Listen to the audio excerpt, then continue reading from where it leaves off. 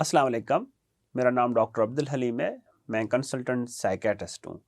10 अक्टूबर हम world mental health day के तौर पे सेलिब्रेट करते हैं। क्या आपको पता है कि हर 40 सेकंड में एक इंसान खुदकुशी के ज़रिए अपनी जान लेता है?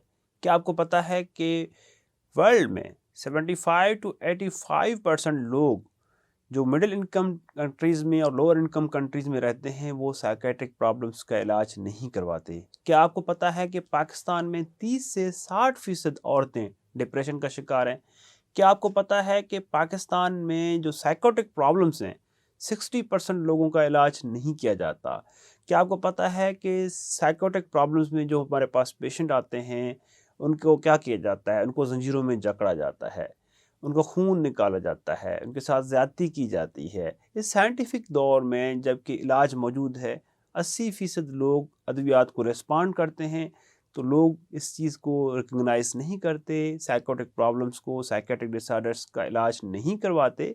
हालाँकि ये भी बीमारियाँ हैं, जिस तरह फ़िज़िकल बीमारियाँ हैं, डायबिटीज़ है, जिस तरह टीबी है, जिस तरह ब्लड प्रेशर है, ये भी इसी तरह बीमारियाँ हैं, जिसमें क्या होता है कि दिमाग के न्यूरोकेमिकल्स डिस्टर्ब हो जाते हैं, उसकी वजह से ये बीमारियाँ होती हैं। जब वो न्यूरोकेमिकल्स ठीक होंगे अद्वियात के ज़रिए और थेरेपी के ज़रिए तो बीमारियाँ ठीक होंगी।